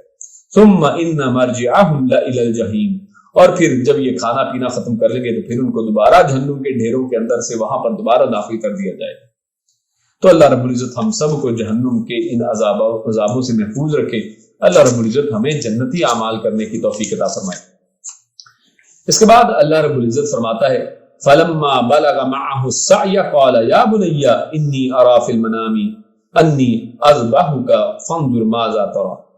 یہاں پر اصل میں اللہ رب العزت نے ابراہیم علیہ السلام کا تذکرہ شروع کیا ہے، اور ابراہیم علیہ السلام اپنے بیٹے اسماعیل علیہ السلام کے حوالے سے جب خواب دیکھتے ہیں کہ اللہ رب العزت نے خواب دکھایا ہے کہ اسماعیل علیہ السلام یعنی اپنے بیٹے کو آپ ذبح کریں، تو اس حوالے سے یہ آیات ہمارے سامنے آتی ہیں۔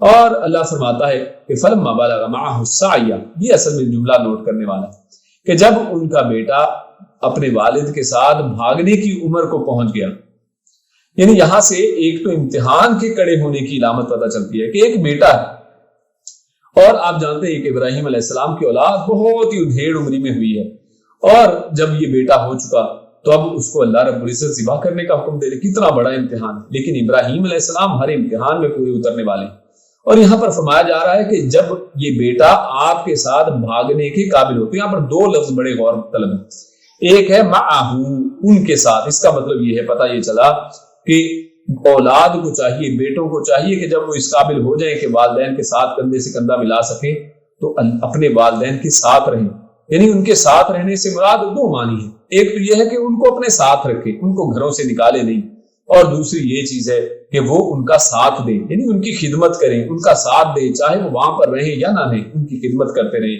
اور ان کا ساتھ اپنے والدین کے ساتھ رہنا چاہیے۔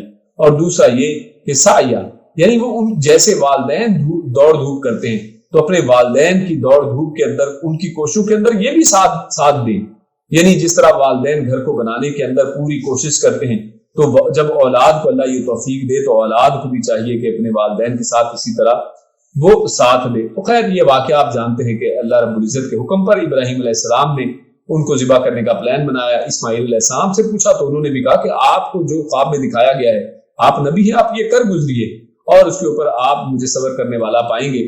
تو فرمایا ستجدنی انشاءاللہ من الصابرین، آپ یقیناً مجھے صبر کرنے والا پائیں گے اگر اللہ نے چاہا۔ فلما اسلم وتلہ للجبین، اور جب ان کو لٹا لیا اور ان کے جبین، ان کے ماتھے کے بل ان کو لٹا لیتے ہیں اور پھر اس کے اوپر چھری جب چلاتے ہیں تو اللہ رب العزت ایک ذبح عظیم کے ساتھ اس کو بدل دیتے ہیں۔ اللہ رب العزت پکارتے ہیں ونادیناہ ان یا ابراہیم، کیا ابراہیم، ہم نے آواز دی، قد صدقت الرؤیا، ہم نے تو آپ کو جو خواب میں دکھایا تھا آپ نے اسے سچا کر کے دکھا دیا ہے۔ ان کذالک نجزی المحسنین، اور ہم احسان کرنے والوں کو ایسی ہی جزا دیتے ہیں۔ اور یہ جزا کیا ہے؟ ان ھذا لہو البلاء المبین، کہ یہ بہت بڑی اب جو ہے آزمائش جو تھی، یہ اب وہ سب امتوں کے لیے اب وہ اس کو بنا دیا گیا ہے۔ وفدیناہ بذبح عظیم، کہ سب لوگ اب یہ ذبح کا جو فریضہ انجام دیا کریں گے۔ یعنی اللہ رب العزت نے اس طرح بہترین جزا دی ہے کہ جو انہوں نے ایک بچے کو ذبح کر کے دکھا دیا ہے اللہ رب العزت کے سامنے، تو سب ذبحیں جو کرتے ہیں تو اصل میں سنت ابراہیمی ہے، اور ان کو اس کا اجر و ثواب بھی انشاءاللہ پہنچتا ہے۔ اس کے بعد اللہ رب العزت ارشاد فرماتے ہیں ام خلقنا الملائکۃ اناسا وہم شاہدون، اللہ رب العزت فرماتے ہیں کہ جب ہم ان فرشتوں کو یہ کہتے ہیں کہ فرشتے اللہ کی بیٹیاں ہیں، تو کیا ہم نے جب ان فرشتوں کو پیدا کیا تھا تو کیا یہ وہاں پر موجود تھے؟ کیا یہ اس سب چیز کے دیکھنے والے تھے؟ تو اصل میں اللہ رب العزت نے یہاں پر یہ جو ڈارونزم ہے، جو آج یہ لوگ کہتے ہیں کہ انسان کو اللہ رب العزت نے بندر سے پیدا کیا ہے، تو انہی کا جواب انہی کے ٹون میں، انہی کے انداز میں اللہ نے دیا ہے۔ اللہ فرماتا ہے کہ آج یہ جو لوگ ڈارونزم کے قائل ہیں اور یہ کہتے ہیں کہ انسان بندر سے بنا ہے، تو اچھا یہ خود کہتے ہیں کہ محسوسات سے انسان جو ہے حقیقت کو پہنچتا ہے، تسلیم وہ چیز ہوگی جس کو انسان دیکھ سکے۔ تو کیا آپ نے خود دیکھا تھا کہ جب انسان کو اللہ رب العزت بندروں سے پیدا کر رہے تھے، تو جب تم اس کے شاہد نہیں ہو، جیسے یہاں پر دلیل دی کہ جب تم ملائکہ کو یہ ان کے بنائے جانے کی شاہد نہیں ہو تو پھر یہ تمہارے سامنے کوئی دلیل ہی نہیں بنتی ہے، تو اسی طرح سے یہ بھی دلیل نہیں بنتی ہے کہ انسان کو کوئی شخص کہے کہ وہ بندروں سے پیدا کیا گیا۔ ہمیں ایمان ہی لانا ہے۔ آپ کے پاس یہ آنکھوں سے دیکھا علم نہیں ہے، اور یہ علم ہوا بھی نہیں کرتا ہے۔ علم وہ ہے جو قرآن حدیث سے مل گیا۔ آنکھوں سے دیکھی بات ضروری نہیں ہے کہ صحیح ہو، بعض اوقات پرسپیکٹو ہوا کرتے ہیں ایک ہی چیز ایک شخص کو نظر آ رہا ہے کہ وہ قاتل ہے، جبکہ دوسرے شخص کو نظر آ رہا ہے کہ وہ اس کو بچا رہا ہے. تو یہ چیزیں جو ہیں اللہ رب العزت فرماتا ہے کہ اصل میں یہ محسوسات کے اندر سے نکل کر، سائنس کے اندر سے نکل کر اگر ایمان کے میدان میں داخل ہوں گے تو یقیناً اسی کے اندر ہدایت ہے. اس کے بعد سورۃ الصاد ہمارے سامنے شروع ہوتی ہے، اور سورۃ الصاد کے اندر ایک بڑی اہم بات جو ہمارے سامنے ہے کہ اس سورت کا ابتدا جو ہے وہ بھی اللہ رب العزت کے ذکر سے ہوتی ہے. اور اس سورت کے اندر بھی اگر ہم دیکھیں تو سورت کا درمیان میں بھی ذکر کی باتیں چلتی رہتی ہیں، اور سورت کا اللہ رب العزت نے اختتام بھی ذکر سے کیا ہے. اللہ فرماتا ہے سورت کے شروع میں بسم اللہ الرحمن الرحیم صاد والقرآن الذکر، کہ قرآن جو ذکر والا ہے، جو نصیحت والا قرآن ہے. تو نصیحت والے قرآن کے اس صورت کے اندر اللہ رب العزت نے بے شمار نصائح ہمارے لیے رکھے ہیں، اور اس سے یہ بھی پتہ چلتا ہے کہ ذکر سے انسان کو غافل نہیں رہنا چاہیے. جو ذکر سے غافل رہتا ہے تو یقیناً وہ اپنا ہی نقصان کرتا ہے. تو اس حوالے سے ایک مثال اور ایک واقعہ اللہ رب العزت نے ذکر ہی کے تعلق سے سلیمان علیہ السلام کے حوالے سے اللہ فرماتا ہے اذ اولد علیہ بالعشی الصافنات الجیاد، کہ جب یعنی شام کے قریب سلیمان علیہ السلام کو اصل میں گھوڑے اور خوبصورت گھوڑے رکھنے کا بڑا شوق تھا. تو سلیمان علیہ السلام شام کے قریب ان کے سامنے جب بڑے زبردست قسم کے تیز روح قسم کے گھوڑے پیش کیے جاتے ہیں تو یہ ان کی انسپیکشن میں لگ جاتے ہیں. ظاہر گھوڑے پسند ہیں ان کو، تو اس کے اندر لگے رہے، یعنی ان کو دیکھ رہے ہیں، ان کو چھو رہے ہیں، ان کو ٹچ کر کے چیک کر رہے ہیں. تو اسی دوران جو ہے کیونکہ شام کا وقت تھا تو نماز گزر جاتی ہے، حتیٰ کہ سورج جو ہے وہ غروب ہو جاتا ہے. تو اس وقت یعنی اس وجہ سے اس ایک فتنے کی وجہ سے، اس اپنے ان گھوڑوں کے آنے اور اس کے اندر مشغول رہنے کی وجہ سے وہ اپنے ذکر یعنی نماز سے غافل ہو گئے. تو یہ بہت بڑی اصل میں بات تھی، ایک نبی کے لیے ایک بڑی بات تھی. تو اللہ رب العزت نے نبی اکرم سلیمان علیہ السلام کو پھر حکم دیا کہ آپ ان کو ذبح کر دیں. تو اللہ کے حکم سے انہوں نے اپنی وہ جو پسندیدہ فیوریٹ چیز ہے اس کو ذبح کر دیا ہے. تو اس سے یہ ہمیں پتہ چلتا ہے کہ جب کوئی بھی چیز اللہ کے ذکر کے درمیان میں آ جائے اس کو رستے سے ہٹا دیا جائے، یعنی اس چیز ہی سے دور ہو جایا جائے. یعنی انسان کو اگر ٹی وی اللہ کے ذکر سے دور کرتا ہے تو ایسے ٹی وی کو بیچ دیا جائے، بند کر دیا جائے. اگر انسان کا موبائل اللہ کے ذکر سے روکتا ہے تو اس موبائل کو ختم کر دیا جائے، اس موبائل کو اپنے پاس نہ رکھا جائے. اور یہی حالت تمام چیزوں کی ہے کہ جو چیزیں بھی انسان کو اللہ کے ذکر سے دور کرتی ہیں، اللہ کے ذکر سے غافل کرتی ہیں، تو اس چیز سے انسان کو چاہیے کہ اپنی جان چھڑا لے. اور اللہ رب العزت نے اس کا بڑا بہترین بدل اللہ نے انہی سلیمان علیہ السلام کو عطا کر دیا کہ آپ کو گھوڑے پسند ہیں، ہم آپ کو اس سے بھی بہتر چیز عطا فرماتے ہیں. اللہ فرماتا ہے فَسَخَّرْنَا لَهُ الرِّيحَ تَجْرِي بِأَمْرِهِ رُخَاءً حَيْثُ أَصَابَ، کہ آپ جب گھوڑوں پہ بیٹھتے تھے تو گھوڑوں کے اندر آپ کو پتا ہے کہ ان کی صفائی ستھرائی کرنی پڑتی ہے، اور جب اس کے اوپر سفر کیا جائے تو اس کے اندر انسان کو ہچکولے لگتے ہیں، انسان اچھلتا ہے اس کے اندر. اللہ فرماتا ہے فَسَخَّرْنَا لَهُ الرِّيحَ، اللہ نے آپ کے لیے ہوا کو مسخر کر دیا ہے. آپ گھوڑوں کی بات کرتے ہیں، گھوڑوں سے تیز ہے. صبح کی منزل ایک صبح کے اندر آپ ایک مہینے کا سفر کر سکتے ہیں، جو گھوڑوں کے اوپر ممکن نہیں تھا. تو اللہ رب العزت نے ہوا کو ان کے مسخر کر دیا کہ یہ لیجئے، ہم آپ کو آپ کے ذکر کے بدلے، اللہ کے ذکر کی طرف توجہ کے بدلے ہم آپ کو یہ دے دیتے ہیں. آپ نے ذکر کے اوپر سے توجہ ہٹائی، اللہ رب العزت ناراض ہوئے. آپ نے ان کو اللہ کی ناراضگی کو دور کرنے کے لیے اس چیز کو اپنے راستے سے ہٹا دیا ہے، ان گھوڑوں کو ذبح کر دیا ہے. تو اللہ رب العزت خوش ہو گئے ہیں، اور اللہ رب العزت نے ہوا عطا فرما دی ہے. اور کیسی کہ وہ آپ یعنی وہ بِأَمْرِهِ ہی اللہ کے حکم سے وہ آپ کے تابع ہو کر چلے گی، رُخَاءً بڑی نرمی کے ساتھ، یعنی اس کے اندر کوئی جھٹکے نہیں ہیں، بڑی نرمی، بڑی نرم سی اس کی فلائٹ ہے. اور اس کے علاوہ اللہ رب العزت نے ان کو شیاطین ان کے اندر کر دی، اور بے شمار جو آپ جانتے ہیں کہ ان کے تحت مختلف چیزیں کی گئی. اور اللہ فرماتا ہے ارکض برجلک ھذا مغتسل بارد وشراب. اس کے بعد اللہ رب العزت نے ایوب علیہ السلام کا تذکرہ کیا. اب ان کے ذکر کی بات آتی ہے، اللہ نے ان کا تذکرہ کیا ہے کہ ایوب علیہ السلام جو ہے ان کے اوپر اللہ رب العزت نے بہت بڑا، آپ جانتے ہیں کہ اللہ رب العزت نے آزمائش میں ڈالا ہے، اور اتنی بڑی آزمائش. لیکن اس کے اوپر جب وہ ذکر کرتے ہیں، وہ کہتے ہیں اذ نادى ربہ، جب انہوں نے اپنے رب کو ندا دی، انی مسنی الشیطان، اور اپنے پھر ضرر کی نسبت اللہ کی طرف کرنے کی بجائے شیطان کی طرف کی ہے کہ شیطان جو ہے اس نے مجھے نقصان پہنچایا ہے، بنصب وعذاب. تو اللہ رب العزت نے فوراً ان کی دعا کو قبول فرمایا، اور اللہ رب العزت نے دیکھیے کتنا کمال کیا ہے. اللہ فرماتا ہے ارکض برجلک، اپنے پاؤں کو یہاں پر زمین کے اوپر ماریے. اب دیکھیے ایک عرصے سے اپنی جگہ پر بیٹھے، ایک عرصے سے اس بیماری کا شکار ہے، معلوم نہیں ہے کہ اس بیماری کا علاج میرے پاؤں کے نیچے پڑا۔ اس سے یہ پتا چلتا ہے نمبر 1 کہ انبیاء ان کے اپنے ہاتھ میں نہ بیماری ہے نہ شفا ہے، کوئی چیز اپنے ہاتھ میں نہیں ہے، وہ بھی اللہ کے در کے فقیر ہیں۔ اور دوسرا یہ پتا چلا کہ انبیاء کو علم غیب نہیں ہے، ورنہ ان کو پتا ہوتا کہ یہ میرے پاؤں کے نیچے یہاں پر میری بیماری کا علاج پڑا ہے۔ اللہ فرماتا ہے کہ آپ اس اپنے پاؤں کے نیچے ذرا ایڑیوں کو مارے، اس کو ذرا رگڑیں، تو وہاں سے اللہ رب العزت پانی کا چشمہ نکال دیتے ہیں۔ اور یہاں سے بھی پتا چلتا ہے کہ چشمے والا پانی جو ہے اس کے اندر اللہ رب العزت نے شفا رکھی ہے۔ فرمایا ھذا مغتسل، کہ یہ آپ کے غسل کے لیے ہے، غسل کریں آپ کو اس سے علاج حاصل ہو جائے گا۔ تو لہٰذا اس سے یہ بھی پتا چلتا ہے کہ بہت سی چیزوں کا علاج غسل کے اندر ہے۔ اور پھر اس کے بعد ایک اور اہم نکتہ، اسی ایک آیت کے اندر بہت سے نکتے ہیں۔ فرمایا بارد، کہ یہ ٹھنڈا بھی ہے۔ اس سے یہ پتا چلا کہ غسل جب کرے تو انسان ٹھنڈے پانی سے کرے، یعنی گرم پانی کی نسبت اگر ٹھنڈے پانی سے انسان غسل کرتا ہے تو یہ بڑی ہی بہترین چیز ہے اور اس کے اندر شفا بھی ہے۔ لیکن اس کا ہرگز مطلب یہ نہیں ہے کہ انسان اپنی جان کو ہلاک کر دے۔ جیسا کہ ایک بات صحابہ کرام سے جب ایک صحابی نے پوچھا کہ میں اتنا ٹھنڈا پانی ہے تو اس سے غسل کروں، یعنی مجھ پر غسل فرض ہے، صحابہ نے کہا نہیں تمہیں ضرور غسل ہی کرنا ہے، تیمم نہیں کر سکتے ہو۔ اور وہ صحابی نے غسل کیا اور اس سے اس کی ڈیتھ ہو گئی۔ اللہ کے نبی صلی اللہ علیہ وسلم نے فرمایا کہ یہ اصل میں تم نے اس کو قتل کیا، یعنی غلط مشورہ دے کر تم نے اس کو اس چیز کے اوپر آمادہ کر دیا۔ تو یعنی پتہ چلتا ہے کہ عمومی طور پہ عام حالات کے اندر انسان یعنی اگر قابل ہو اس چیز کے تو غسل کرے، اور ٹھنڈے پانی سے، ٹھنڈے سے مراد یک ٹھنڈے پانی کی بات نہیں ہو رہی ہے کہ برف ڈال دے اس کے اندر، لیکن یہ کہ گرم کی بجائے اللہ نے یہاں پر ٹھنڈے پانی کی بات کی ہے۔ اور فرمایا بشراب، اور اسی کے اندر تمہارے لیے پینا بھی ہے، اور یقیناً یہ ان کے لیے شفا کے لیے بھی تھا۔ اور اللہ رب العزت فرماتا ہے وَوَهَبْنَا لَهُ أَهْلَهُ، اور اس دعا کے بدلے میں اللہ رب العزت نے کیا کیا؟ اللہ رب العزت نے ان کو عطا فرمایا ہے، ان کے صبر کے بدولت، ان کی دعا کی بدولت۔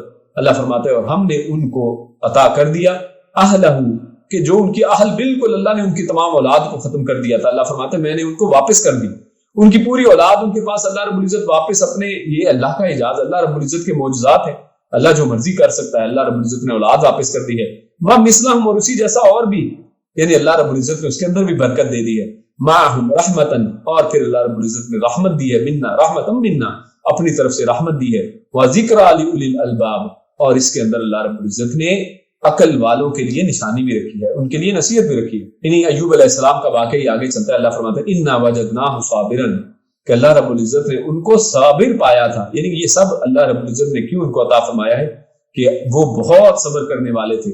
نعم العبد، اور بڑے ہی بہترین بندے تھے، انہ اواب، اور بے شک وہ پلٹنے والے یعنی مڑ مڑ کر دیکھنے والے تھے۔ اور اس میں بھی بہت سے ہمارے سامنے نصائح ہیں۔ پہلی بات یہ کہ نعم العبد، وہ بہترین انسان تھے، اور کیوں؟ اس کی صرف بیان کی کہ صابرن، یعنی اس سے یہ پتا چلتا ہے کہ جو شخص نعم العبد، اچھا انسان بننا چاہتا ہے وہ صبر کرے، اور جو صبر نہیں کرتا ہے وہ بئس العبد ہے، وہ برا ترین انسان ہے۔ جو جتنا بے صبرہ ہے وہ اتنا برا انسان ہے، اور جو جتنا صبر میں زیادہ ہے وہ اتنا بہترین اللہ کا بندہ ہے۔ اور فرمایا انہ اواب، کہ وہ پلٹ پلٹ کر اللہ کی طرف رجوع کرنے والے تھے۔ یعنی مطلب یہ ہوا کہ نبیوں کی یہ خصوصیت ہے کہ وہ اللہ کی طرف پلٹتے ہیں۔ ہمیں بھی اپنے اندر یہ خصوصیت پیدا کرنی چاہیے کہ جب بھی کوئی معاملہ ہو، کوئی مسئلہ ہو، ہاں جی فلاں بزنس کرنا ہے، اللہ کی طرف پلٹ دیے، چیک کیجئے کہ یہ کیا یہ بزنس حلال ہے یا حرام ہے۔ کوئی اور معاملہ آ گیا ہے، فوری طور پر چیک کیا جائے کہ کیا یہ دین کے اندر اس کی اجازت ہے یا نہیں ہے۔ یعنی ایک ایک معاملے کے اندر اللہ کی طرف رجوع کرنے سے مراد یہ ہے کہ دین کی طرف دیکھا جائے، اللہ اور اس کے رسول جو فرما دے اس کی طرف اگر انسان رخ کرتا ہے تو اصل میں یہی نعم العبد کی خصوصیات ہے۔ اللہ فرماتا ہے کل انما انا منذر وما من الہ الا اللہ الواحد القہار، کہ میں انما انا منذر، کہ میں تو صرف ڈرانے والا ہوں، اور تمہارا الہ وما من الہ، اور تمہارا کوئی الہ نہیں ہے الا اللہ، سوائے اللہ کے۔ اور پھر اللہ کی دو صفات بیان کی ہیں، الواحد، یہ تو بڑا کلیئر ہے کہ اللہ اکیلا ہے، القہار، اور دوسری اللہ رب العزت کی جو صفت یہاں پر بیان کی ہے وہ یہ کہ وہ قہار ہے۔ قہار اور قہر کا مطلب یہ ہوتا ہے کہ جس کا اتنا زیادہ زور اور دبدبا ہو اور اس کا اتنا پریشر ہو کہ دوسرے اس کے نیچے دبے رہیں اور سب اس کے قابو کے اندر رہیں، کوئی چیز اس کے قابو سے باہر نہ نکل سکتی ہو۔ یعنی انسان مثال کے طور پہ اس کی مٹھی کے اندر ایک اتنی طاقت ہے کہ وہ کسی چیز کو اگر کسی کے ہاتھ کو دوسرے کے کلائی کو پکڑ لے تو کوئی اس میں سے نکل نہ سکتا ہو، تو اس کو کہتے ہیں قہار۔ یعنی اتنا زوردار، اتنا زبردست اور اتنا قابو میں رکھنے والا کہ وہ قہار کہلاتا ہے۔ تو اللہ فرماتا ہے کہ اللہ کے علاوہ کیوں نہیں کوئی الہ ہے، کیونکہ اللہ رب العزت اصل میں زوردار ہے. جب ہر چیز اللہ کے زور کے نیچے، جب ہر چیز اللہ کے قابو کے اندر ہے، یعنی جن کی یہ عبادت اللہ کے علاوہ کرتے ہیں وہ بھی اللہ کے قابو میں، وہ بھی اللہ رب العزت کے تحت ہیں، وہ بھی اللہ رب العزت کے کنٹرول کے اندر ہیں، تو پھر ان کی عبادت کیسے کی جا سکتی ہے؟ یعنی جب ہر چیز ہی اللہ کے کنٹرول کے اندر ہے، جب ہر چیز ہی اللہ کے قابو میں ہے، تو پھر کوئی اور اس کو چھڑا کیسا سکتا ہے؟ جس کو اللہ نے قابو کر لیا، کون چھڑانے والا ہے؟ اللہ کے علاوہ کوئی چھڑانے والا نہیں ہے. تو ایک ہی چھوٹی سی ایک اللہ رب العزت نے ایک صفت بیان کر کے پوری توحید کا اور شرک کا توڑ کر دیا اور توحید کی دلائل دے دیے. اس کے بعد ہمارے سامنے سورۃ الزمر وہ شروع ہوتی ہے، اور اس کا آغاز اللہ فرماتے ہیں تنزیل الکتاب من اللہ العزیز الحکیم، کہ یہ اللہ حکمت والے، غالب حکمت والے کی طرف سے نازل کی گئی کتاب ہے. اور اس سورت کے اندر اللہ رب العزت نے آیت نمبر 6 کے اندر انسانوں کی اوقات بتا دی ہے کہ انسان کیا چیز ہے، کتنے جو گئے. اللہ فرماتا ہے یخلقکم فی بطون امہاتکم خلقا من بعد خلق فی ظلمات ثلاث، کہ اللہ رب العزت نے تو تمہیں ماؤں کے پیٹوں کے اندر تہ در تہ، یعنی 3 ظلمات، 3 اندھیروں کے اندر تمہیں اللہ رب العزت نے بنایا ہے. یعنی آپ غور کریں کہ جو انسان بعد میں آ کر اتنا متکبر ہے، اندھیروں میں بنا ہے، اللہ نے اس کو بنایا ہے، ماں کے پیٹ کے اندر تھا، خود باہر بھی نہیں نکل سکتا تھا، تو یہ شخص بعد میں آ کر کس طرح کرتا ہے. اور اس کے اندر اور بھی بہت سے دسائے ہیں، جن میں سے ایک یہ کہ اللہ رب العزت نے 3 ظلمات کے اندر، 3 اندھیروں کے اندر اس کو پیدا کر دیا ہے. دنیا کے اندر کوئی بڑے سے بڑا آرٹسٹ، بڑے سے بڑا پینٹر اور ڈیزائنر جو ہے، اسکلپچرسٹ جو ہے، وہ ایک اسکلپچر نہیں بنا سکتا ہے، کوئی پینٹنگ نہیں بنا سکتا ہے اندھیرے کے اندر. روشنی انسان کو چاہیے، روشنی کے اندر تمام کام کیے جاتے ہیں. لیکن اللہ فرماتا ہے کہ اللہ نے ایک اندھیرا نہیں، 2 نہیں، 3 اندھیروں کے اندر اللہ رب العزت نے انسان کو پیدا کیا ہے. اور یہ بہت بڑی بات ہے کہ اللہ رب العزت نے اتنا حسین و جمیل انسان، اور پورا یعنی جس کے اندر دل دھڑکتا ہے، جس کے اندر محبت کے جذبات ہیں، خوف ہے، اور جو پورے انگ کے ساتھ ایک ایک چیز کو دیکھا جائے تو اس کے اندر خوبصورتی جھلکتی ہے، اور پورا بیلنس انسان اللہ نے جو پیدا کر دیا ہے، سب کے اندر اللہ رب العزت کی بڑی نشانی ہے. اللہ فرماتا ہے امن ہوا قانت آناء اللیل ساجدا وقائما یحذر الآخرۃ ویرجو رحمت ربہ. اللہ رب العزت یہاں پر قیام اللیل کی فضیلت بیان کرتے ہیں، تہجد کی فضیلت بیان کی جا رہی ہے کہ کیا بھلا وہ جو قانت، یعنی جو اللہ رب العزت کا فرما بردار ہو، آناء اللیل وہ راتوں کو جاگنے والا ہو، آناء اللیل ساجدا اور راتوں کو کس طرح سے گزارنے والا ہو؟ سجدہ کر کے، وقائما اور کھڑے رہ کر. یہاں سے پتہ چلتا ہے کہ راتوں کو عبادات تو بہت سی کی جا سکتے ہیں. انسان رات کو جاگ کر انسان تدبر کرے، انسان تفکر کرے، انسان قرأت کرے، انسان ناظرہ طریقے سے قرآن کریم کو پڑھے. لیکن جو سب سے بہترین چیز اللہ نے یہاں پر فرما دی ہے وہ کیا ہے؟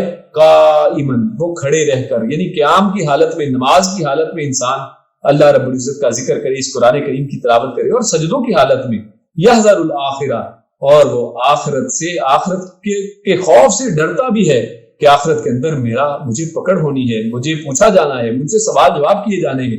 اور یہ دیکھیے یہ کس شخص کا حال ہے؟ جو راتوں کو جاگنے والا ہے. تو وہ لوگ جو کبھی نماز پڑھنے کے لیے نہیں گئے، جنہوں نے کبھی روزہ نہیں رکھا، جنہوں نے کبھی صدقہ خیرات نہیں کیا، جو کبھی اللہ سے ڈرتے ہی نہیں ہیں، ان لوگوں کو خوف کھانا چاہیے. وَيَرْجُو رَحْمَتَ رَبِّهِ، اور اس کے ساتھ ساتھ وہ اللہ رب العزت سے امید بھی رکھتے ہیں، یعنی نا امید بھی نہیں ہے، ان میں اللہ رب العزت سے امید بھی ہے کہ اللہ رب العزت ان کو معاف فرما دیں گے. اللہ فرماتا ہے قُلْ هَلْ يَسْتَوِي الَّذِينَ يَعْلَمُونَ وَالَّذِينَ لَا يَعْلَمُونَ، کہ کیا جو علم والے ہیں اور جو بے علم ہیں کیا وہ برابر ہیں؟ یقیناً وہ برابر نہیں ہیں. یہ علم والوں کا حال ہے کہ جو راتوں کو جاگتے ہیں اور جو تہجد کے اندر کھڑے ہوتے ہیں، جو قرآن کریم کو جب پڑھتے ہیں تو ان کو معلوم ہے کہ ہم نے کیا پڑھا ہے. ابھی اس کے اندر ایک ڈراوے کی آیت آئی ہے، میں اس میں سے ڈر جاؤں. ابھی یہاں پر ایک بشارت کی آیت آئی ہے اور میں اللہ سے امید باندھ لوں.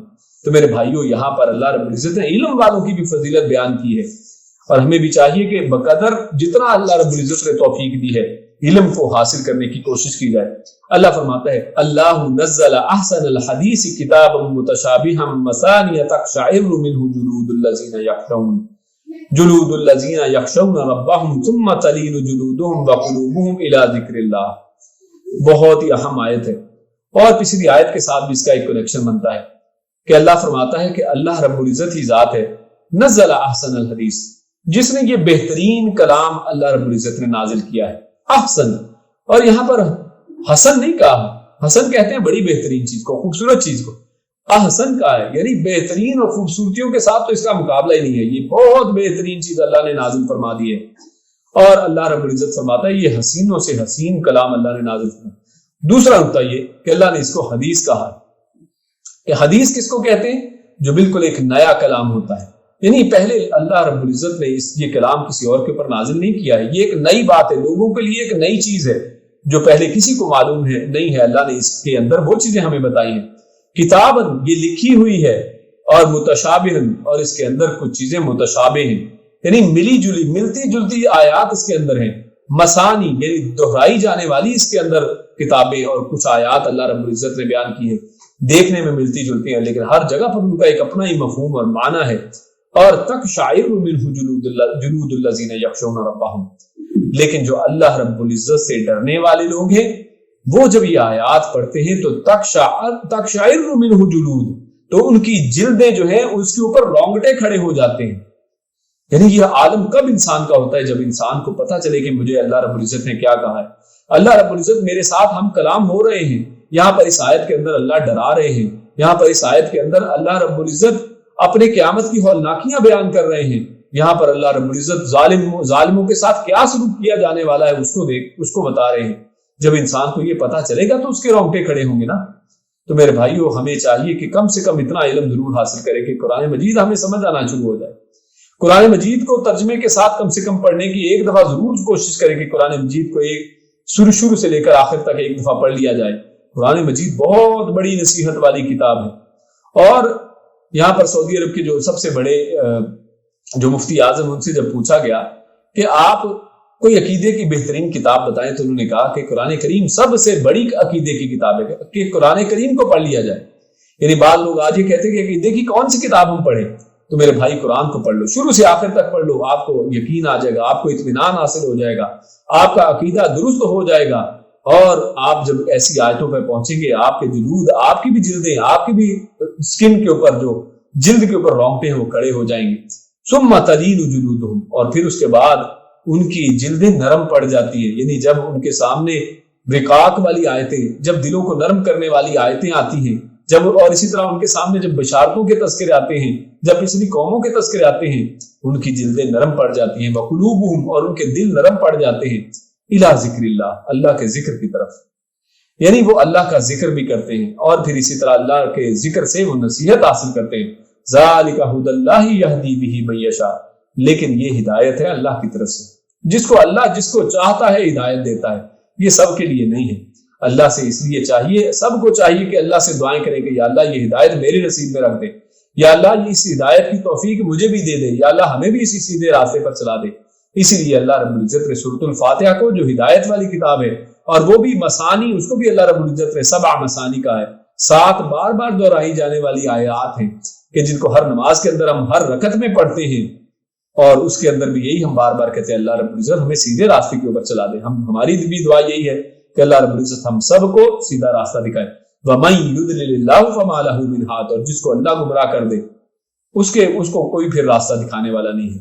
پھر کوئی بھی شخص، چاہے کوئی نبی ہو، چاہے کوئی ولی ہو، اس کو سیدھے راستے پر نہیں لا سکتا ہے۔ اس کی مثالیں ہمارے سامنے ہیں کہ نبی اکرم صلی اللہ علیہ وسلم نے اپنا یہ دین ابو طالب کو پیش کیا ہے، علی رضی اللہ تعالی عنہ کے والد کو پیش کیا ہے، اپنے پیارے چچا کو پیش کیا ہے، جو اس دین کے بڑے حامی رہے ہیں اور اللہ کے نبی صلی اللہ علیہ وسلم کو ہر طرح کی حمایت دی ہے، لیکن ان کا خاتمہ اسلام کے اوپر نہیں ہوا ہے۔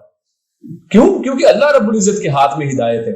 آپ کہہ سکتے ہیں، آپ باتیں کر سکتے ہیں، آپ قائل کرنے کی کوشش کر سکتے ہیں، ہدایت کی کتاب کی طرف رہنمائی کر سکتے ہیں، ہدایت کی باتیں کھول کر واضح طور پر بیان کر سکتے ہیں، لیکن ہدایت آپ کے ہاتھ میں نہیں ہے۔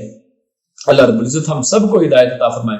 اور اس کے بعد اللہ رب العزت سے ساتھ فرماتے ہیں، اس پارے کی آخری آیت ہمارے سامنے آتی ہے، انک میت وانہم میتون، یعنی سیکنڈ لاسٹ آیت میں اللہ فرماتا ہے کہ اے پیارے حبیب صلی اللہ علیہ وسلم، یقیناً انکا یعنی یقیناً آپ، میتن آپ بھی میتن ہیں، یعنی آپ بھی وفات پانے والے ہیں، وانہم اور بے شک وہ، میتون وہ بھی وفات پانے والے ہیں، یعنی سب کو آخر کار ایک نہ ایک دن مرنا ہے، سب نے مر کر اللہ رب العزت کے حضور حاضر ہونا ہے، لہٰذا ہم سب کو چاہیے کہ مرنے کی تیاری کر لیں۔